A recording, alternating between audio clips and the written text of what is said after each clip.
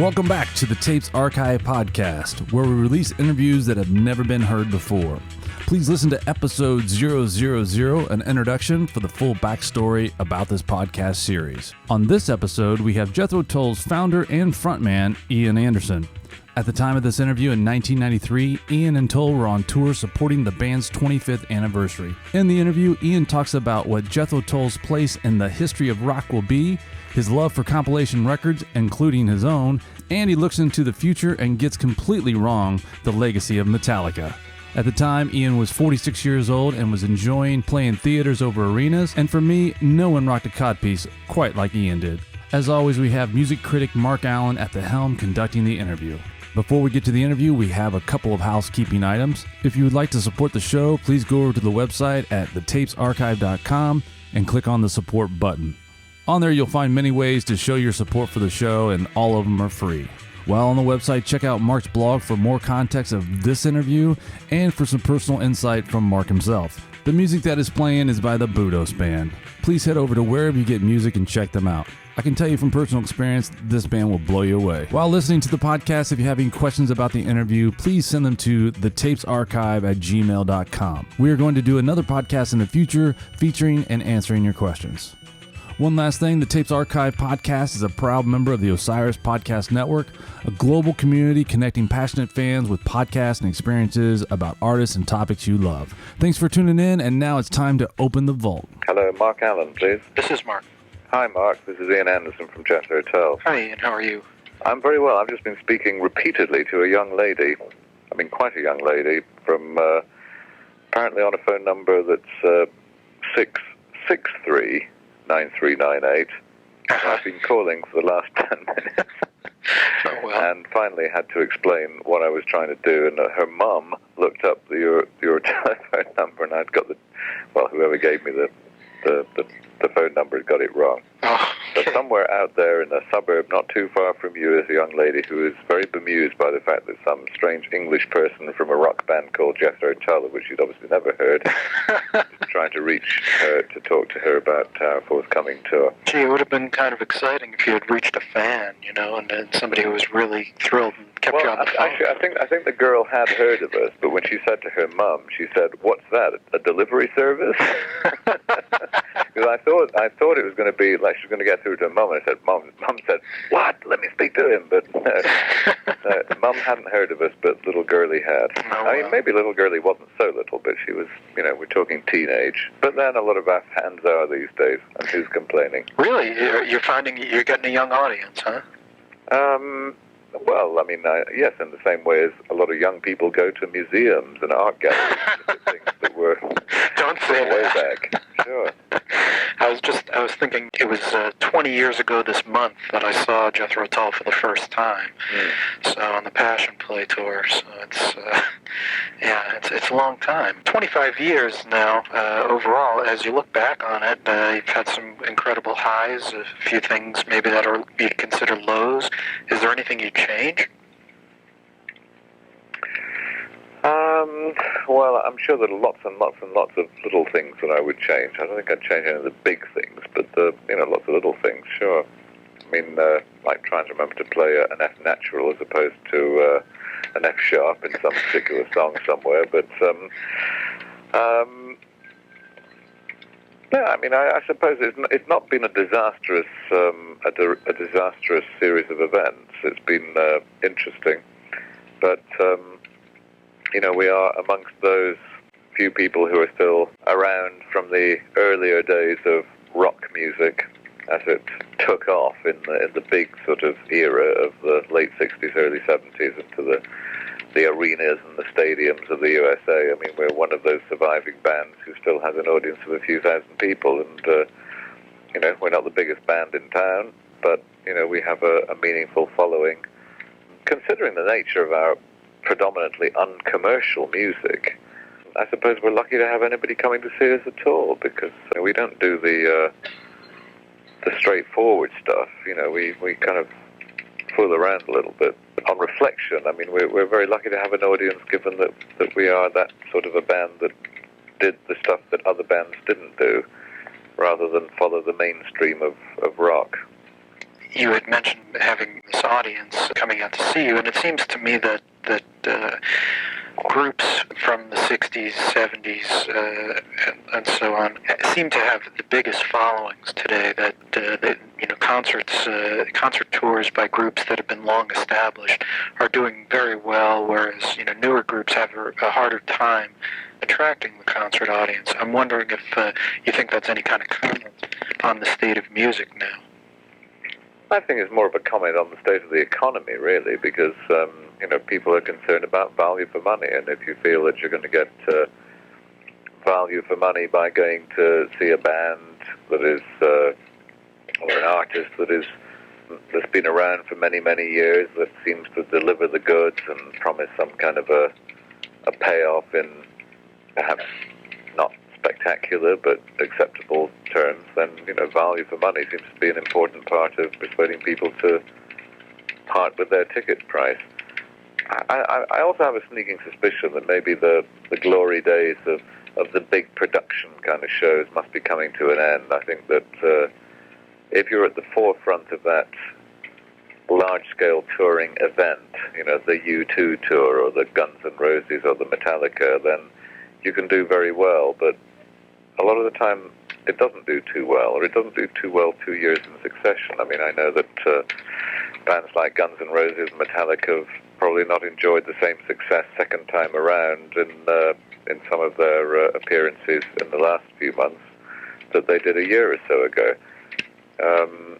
It's somehow satisfying to be around in a kind of echelon that depends upon 2,000, 3,000, 4,000 willing punters coming to see something that is a musical performance rather than the state of the art or the state of the month in the sense of being current, the popular thing to see, the popular thing to do.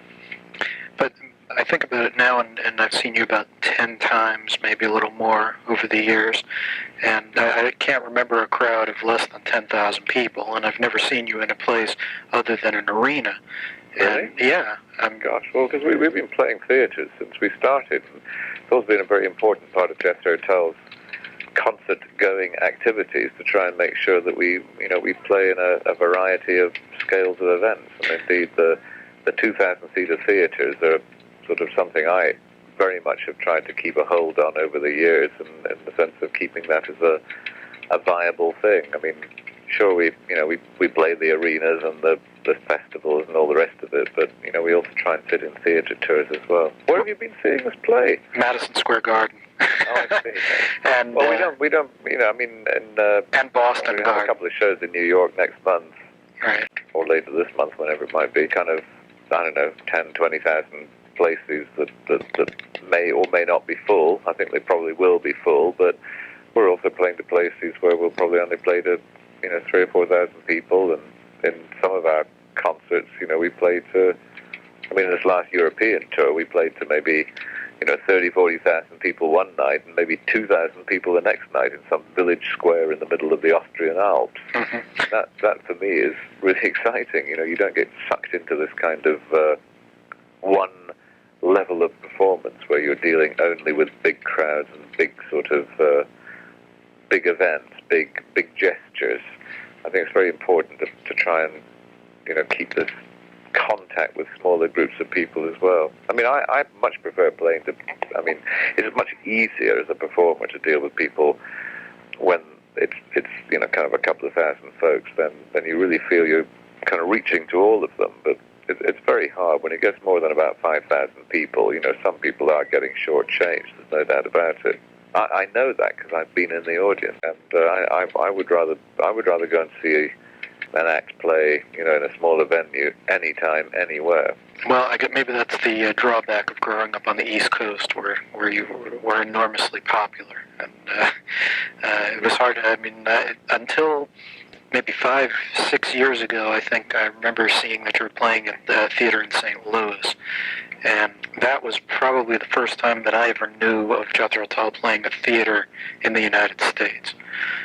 So, I was actually looking through some dates the other day, and I was astonished to see we were playing theatres fairly consistently. Not every day, but I mean here and there, all the way through our career in the USA. It was there were quite a few theatre dates, and I know because having seen them written down, I remember them, and I can remember those more readily than I remember the the kind of arena or stadium type dates, which sort of blur a little bit. Whereas the theatre dates tended to have something about them that caused you to remember the actual time and place and who was on and what you did. Let me go back and talk about some of the material over the years. You, especially early on, sung a lot about God and religion. When you look back on that material now, how do you feel about it? Have you changed your mind? Yes, but only a little bit, and most of it I've changed back again to how I felt then. I think that one of the reassuring things about growing older is that a lot of those childhood philosophies and views that you form in the midst of puberty and the conflicting emotions of hormonal disturbance are not flash-in-the-pan one-off things. I think they're actually very formative and very important emotions, some of which probably stay with you for life.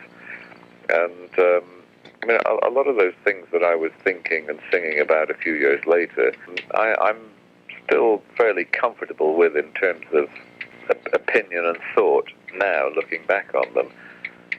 There may have been times where I might have changed my views or at least entertained alternatives during my life, but I think pretty much I go along with the Ian Anderson of 1970, 71, 72. I mean, I'm sort of not such a different guy.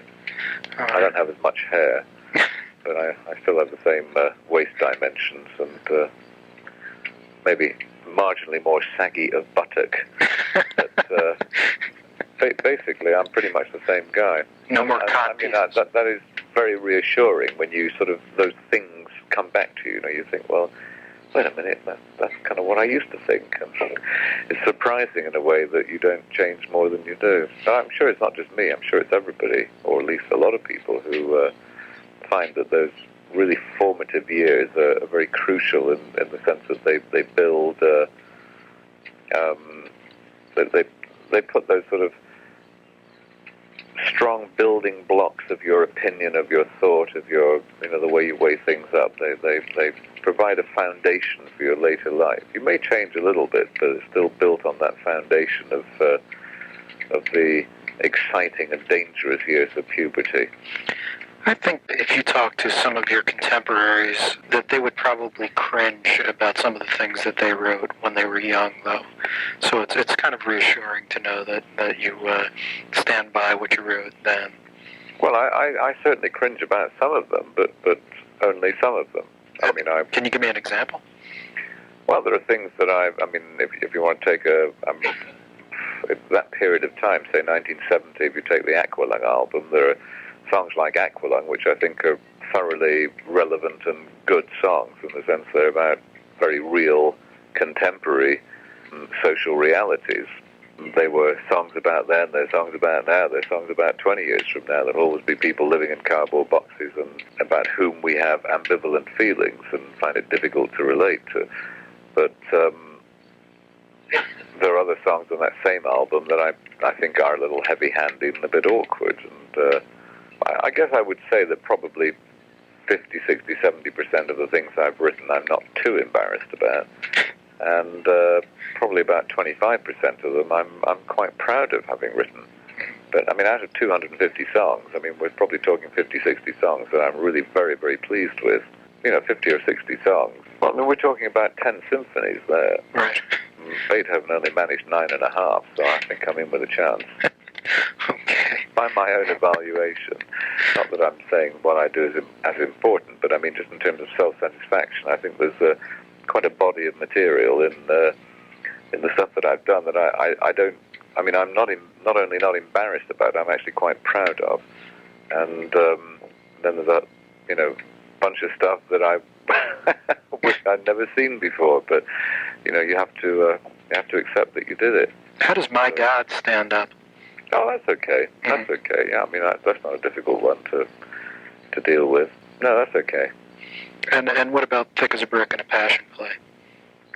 Well, Thick as a Brick is a sort of an amusing thing because it was a response to the critics who saw Aqualung as being some kind of concept album. So we, tongue-in-cheek and with good humour, delivered duly a concept album, which was deliberately overblown, was a kind of a crazy, way over the top, sort of almost Monty Python-esque kind of parody of what a concept album was supposed to be. But it was done with a sense of humor and a warmth that I don't think alienated the critics or the public. It kind of hit the spot. The difficulty was in following that up. We then went to do an album which foundered in technical disarray because we were working in a studio in France where things just went horribly wrong, and we kind of struggled for some months to get something completed which didn't really work out. Although, strangely, it will in fact be released in December this year as a part of a 2-CD set. The missing 1972 Jethro Tull album will in fact, nearly all of it, be heard, probably by you and a few others. And it's kind of good fun. Again, it has a sort of warmth and humor about it. It's not the best music in the world, but it's sort of amusing as a piece of early 70s stuff. It's a historical document. Passion Play was the follow-on to that when we went back to England and had to kind of start again, and largely new material and a new approach. We were all, we kind of, imagine if you spent 3 months of your life working on an album, it had all gone horribly wrong. You had to then pick up the pieces and kind of get a record delivered. Then it was, I don't know, some of the humor went out of it, and that for me is the only problem with Passion Play. Is it is rather a humorless. It's just a little bit too serious and deadpan, and it has that. Therefore, it sounds pompous and totally, grandiose. Whereas it wasn't supposed to be that way. It was supposed to have been warmer and a bit more kind of tongue-in-cheek. But I'm afraid the levity got lost in the foundering attempts from the Chateau d'Hérouville in Paris in 1972. So that's my excuse. Well, what's King Crimson's or Emerson, Lake and Palmer's or Yetis or Deep Purples or what have they got to say for themselves? I don't know. Don't trash Passion Play too completely, because it's one of my favorite all-time albums. Not trashing it.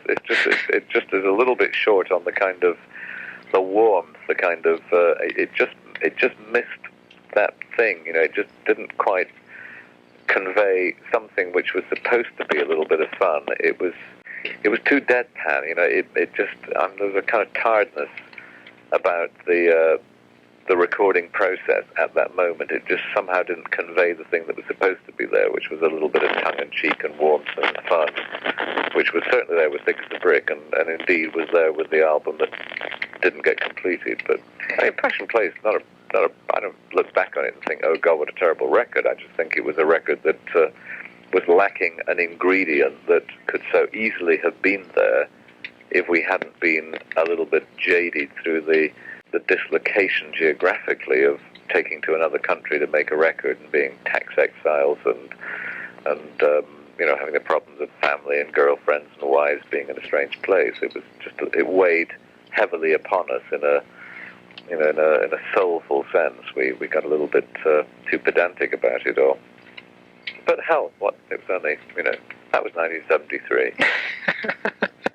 Yeah, a lot worse things happened. I can't remember what, but I'm sure they did. Well, if it makes you feel any better, I think that album stands up remarkably well. I was listening to it today, and I listen to it pretty frequently because it's one of my favorite records. And I don't know, I think there's enough spots of humor in there, and certainly enough that people can read into it or not read into it as they see fit. And, good.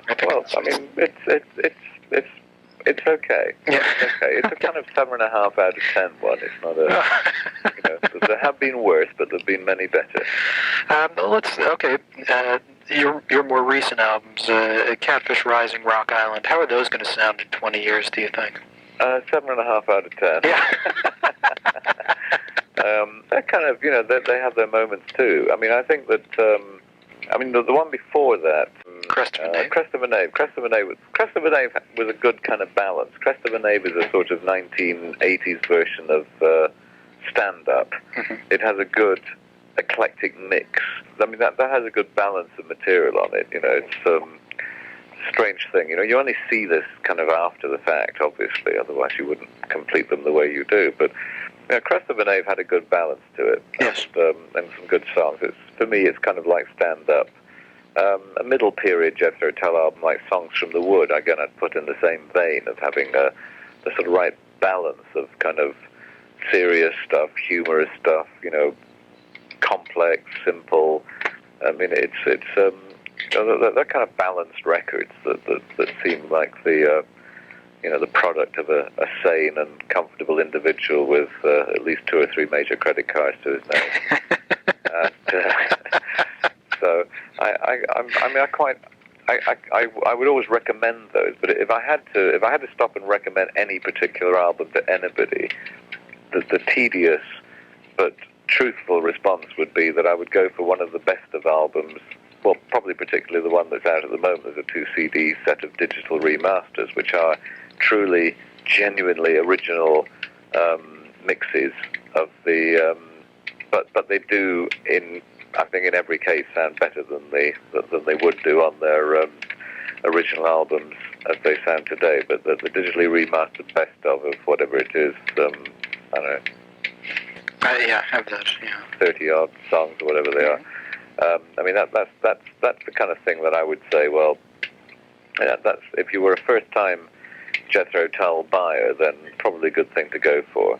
Similarly, if you were someone who'd bought a lot of Jethro Tull albums on vinyl in the past and wanting to buy want to replicate them all in CD, then I would say that something like that is a good cross-section of the things that, I mean, it is just that, a cross-section. It's not including everything, but it's a bit of this, a bit of that. It gives you an overall picture. So, particularly for the younger fans, people maybe coming along and seeing Jethro Tull for the first time or buying their first, second, or third Jethro Tull album, then those best of things are a pretty good deal if you're looking for an answer to the whole picture. I mean, I speak as one whose recent purchases include sort of Stranglers, best ofs and box sets and things from the Ramones, and I mean, because I go for that. I'm not going to go and buy all their bloody records, because the chances are that 8 out of 10 songs are a pile of shit.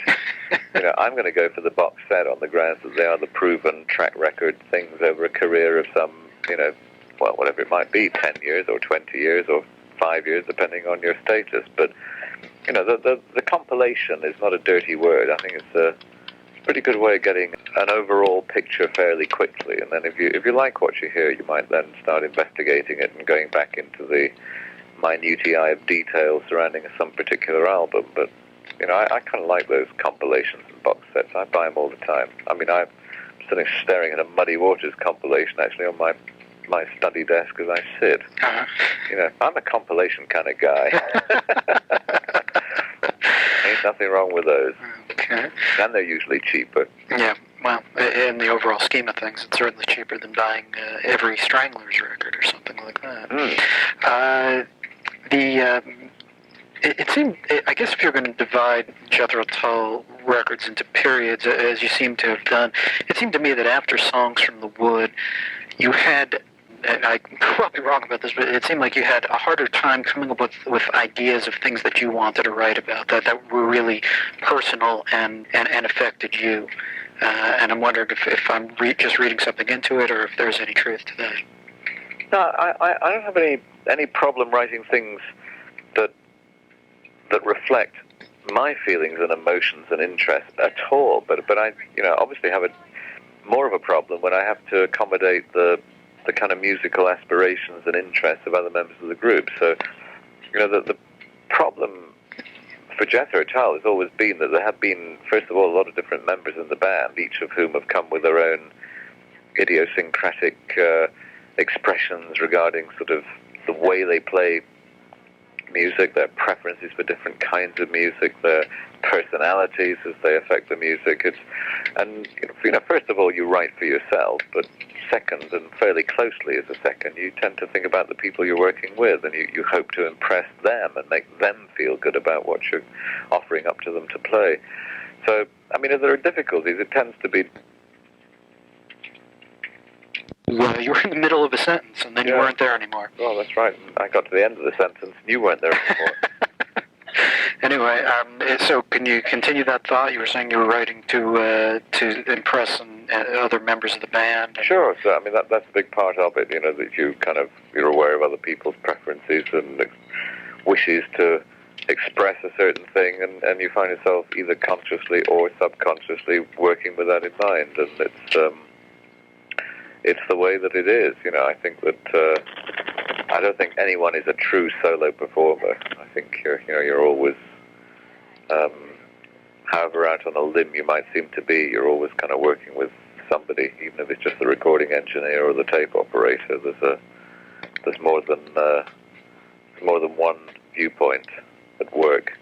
Did becoming successful in terms of audiences and making money and all that change your perspective about what you wrote and sang about? Does it become difficult to write about the church or religion or whatever when you've been so fortunate to be as successful as you've been? I don't think it's difficult to write about the church or religion, but certainly there are some subject areas that do become more problematic as you're dealing with simple ideals and sort of universal kind of street sort of values. Then it is difficult if you've got a few million in the bank. It must be difficult if you're in U2, for example, to be a preaching kind of a band when the most of the people you're preaching to are compared to yourself extremely poor. It must be difficult if you're talking about certain values and you're Michael Jackson and you own half the known universe. Of course it's difficult, but at the end of it all, we have our private areas of conflict with our own wherewithal versus that sort of universal guilt that we must all feel that there are people who are much less fortunate than us. And maybe we address it, maybe we don't. I mean, I do, but the way in which I do is probably quite different to the way in which Michael Jackson does. I mean, we're talking different also in quantitative terms as well. So I think, yes, there is obviously there's a dilemma at work there. As soon as you become monetarily successful as a musician, you immediately tread on very, very thin ice when it comes to some of the subject material and some of the sentiments that you might have expressed when you were a poor, penniless, struggling musician. That's one of the things you have to cope with. And at that point, it's best to get rid of the limos and the dark glasses. It's best to shed the trappings of showbiz and, kind of just be one of the guys as much as you can. I mean, it's easier to deal with Phil Collins making a lot of money than it is to deal with Michael Jackson or Madonna making a lot of money, because Phil Collins doesn't seem too showbiz that he's going to upset you, whereas Madonna is sort of archetypal Hollywood showbiz, power crazy, sort of over the top. I mean, I don't think anybody really likes Madonna. That's the sad thing, and yet there's a lot of talent and character there. It's just that you can't like this woman. It's just so sad, isn't it? Yeah. Most people like dear old Phil. I'd throw Phil in there with him. Give the money to somebody else. Let's not give it to Phil either. Let me see what else I wanted to ask you about. It said in one of the some of the bio material that had been sent that there was a reunion not long ago of former and current Tull members. Is this correct? That's right. What was that like? When was it? Well, it was pretty weird at the beginning because it wasn't our idea. I mean, any current or ex-Jethro Tull members' idea. It was the idea of the director of a video that EMI wanted to make of sort of 25 years of Jethro Tull. He wanted to get everybody together, and we've all kind of cringed a bit. And so in the end, I thought, well, we're either going to end up with a half-hearted response, and it will be really embarrassing, or we better try and get really everybody there, in which case I have to get on the phone and call people. So I did. And there was a lot of reticence among some members, but as soon as they felt that there was a sort of genuine kind of will to see each other again, it kind of snowballed into, I mean, really every single person would have been there, except that 2 or 3 of them were on tour. One, his new wife was having a baby that day, 5,000 miles away, and, one was dead, and, I mean, apart from that, everybody turned up. So it was. I think it was 16 out of 22 people, and it was surprising because all these people, some of whom had never met each other before, which was a really interesting thing. I mean, they were kind of, oh, you're the guy who was there in '74, oh. And it was quite extraordinary. But there were a few people you expected to have tense moments exhibited, but they weren't. You know, some of the people you thought were kind of going to be really, really awkward in each other's company were actually okay, and then strangely there's little tension between people that you didn't expect there to be tension between. But for the most part, people really got on, and it was a very friendly and civilized affair, and remarkable for one thing, which was that at no point during the day did I hear anybody talking about old times. You know, what people talked about was today or tomorrow, in the sense of, well, how old are your children now, and where are they going to school, and where are you going to holiday next year? And people were kind of, no one was interested in the past or reminiscing. You know, that was kind of like definitely not what anybody was there for. It was quite extraordinary that they couldn't get anyone to talk about old times. At least not readily, anyway. Well, one of the things that I find kind of amazing is 22 is a few more than I thought there were, but once people left Jethro Tull, they really never did anything. I mean, they certainly never did anything of note. I mean, you look back, starting from the days of Mick Abraham's leaving, there is no, I mean, you know, I never heard a word about Barry Barlow after he left. I never heard a word of John Evan after he left, and it's kind of curious that... but most of them sort of opted out of music. I mean, John Evans left Jethro Tull and went into the building industry. He runs a quite successful building firm who does most of the renovations on buildings around Heathrow Airport. Jeffrey Hammond left Jethro Tull to become a painter, which is what he was before he joined Jethro Tull. And he's done nothing but stay at home and paint pictures since then. Barry Barlow went off into the sort of risky world of record production and management, and you know, has had mixed fortune since, I think, true to say. Clyde Bunker went off to set up an engineering factory and dog kennels, and Mick Abrahams became a lifeguard, but he couldn't swim. So, hang on a sec. Sure. Okay. Hi again, where are you? At the hotel. Hi, sorry, Okay. my daughter en route somewhere in far part of the country. Okay. Yeah, that's it. Okay. All right. Well, I'm hoping I can keep you just a few more minutes. I want to ask you a few other things. Have to be a few, because I should have had a 6 o'clocker that I'm going to ring through right now, so we mustn't get too far behind you. All right. Okay, then just a couple other things. You've touched on this a little bit already, but what's Jethro Tull's place in the history of rock going to be? Well, probably not that important a place, but you know, I imagine Jethro Tull's always going to be seen as one of those quaint, sort of idiosyncratic bands of the sort of 70s that sort of kind of did the stuff that was, you know, kind of not the norm, and had its brief connection with commercial success, but overall was a sort of band that kind of did things that weren't quite mainstream. I suppose at the end of it all, I think I'd rather be in Jethro Tull than be in Guns N' Roses, because, you know, Guns N' Roses, if they are remembered in 100 years from now in the sort of music books or the history books, they're going to be remembered as a band who kind of were a secondary cycle of a kind of Rolling Stones phenomenon, just as Metallica will be remembered as a kind of secondary cycle of the Black Sabbath kind of phenomenon. I mean, Jethro Tull, along with some of the Emerson, Lake and Palmers and Yes and all these kind of progressive rock bands of the early 70s, is sort of seen as being a slightly kitsch, slightly bombastic, overblown, whatever. But at least some people remember our names, and some of us are remembered as musicians, not just as images.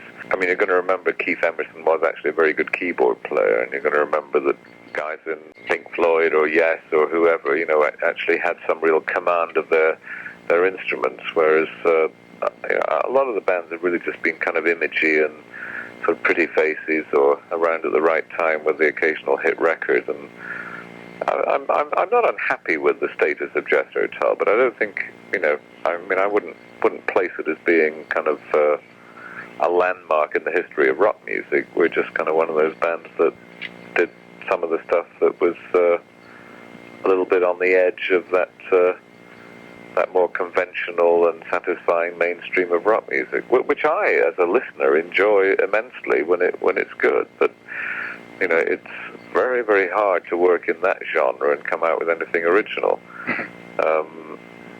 And these days, even harder than ever. But you'll be happy with that designation, then? Well, I'd be happy with the idea that we were one of those almost an important band. And finally, I was hoping that you would look into your crystal ball and tell me what you think music is going to be like in the year 2000.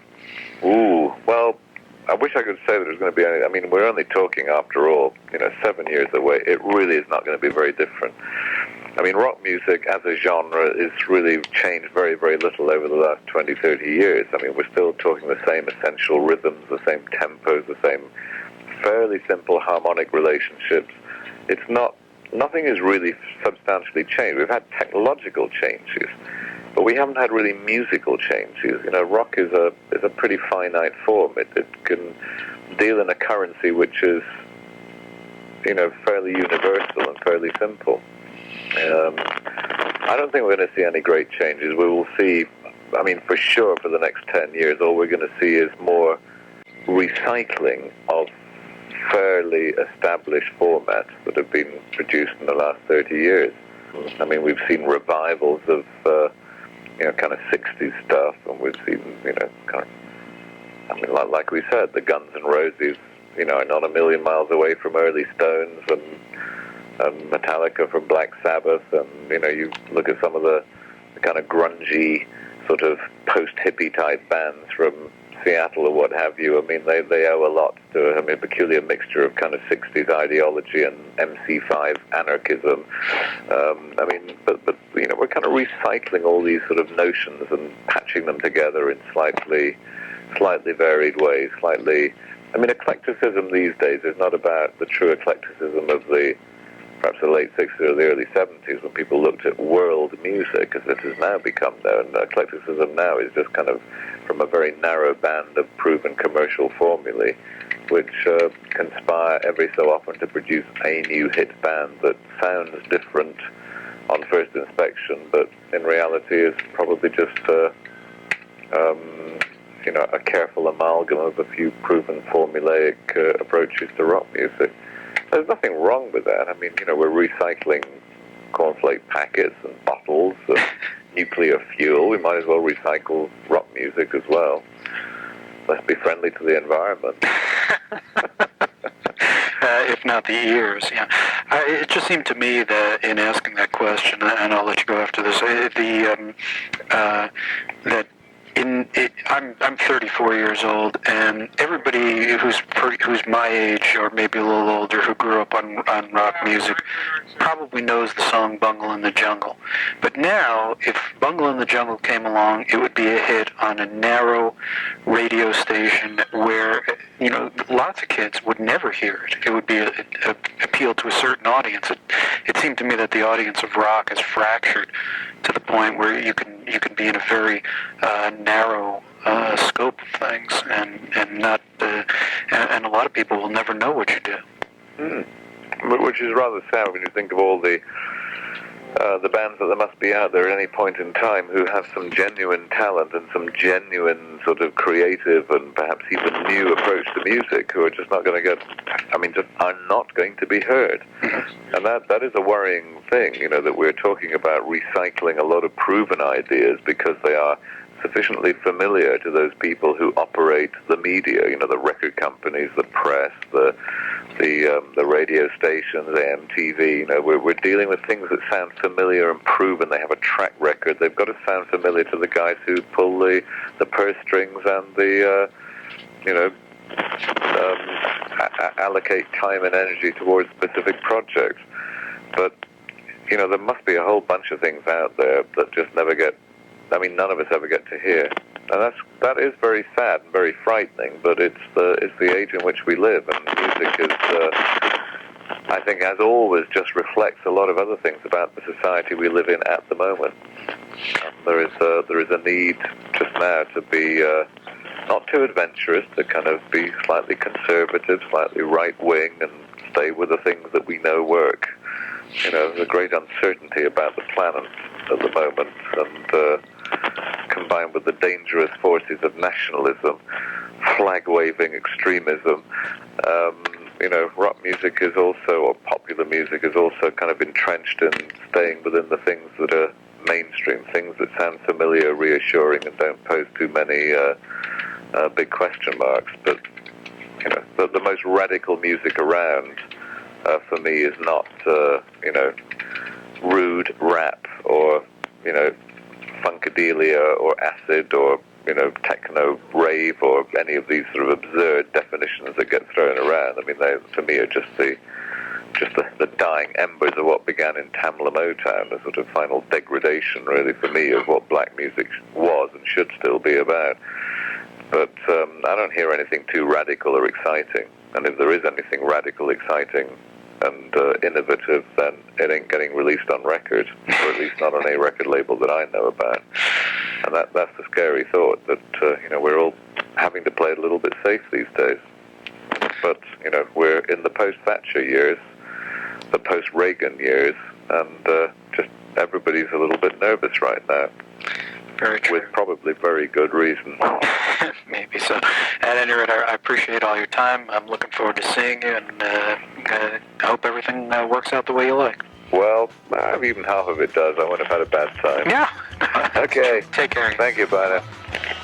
Hey, thanks for listening to the Tapes Archive podcast. Please remember you can always find more information about the show and the individual episodes at our website, thetapesarchive.com. Until next time, the vault is closed.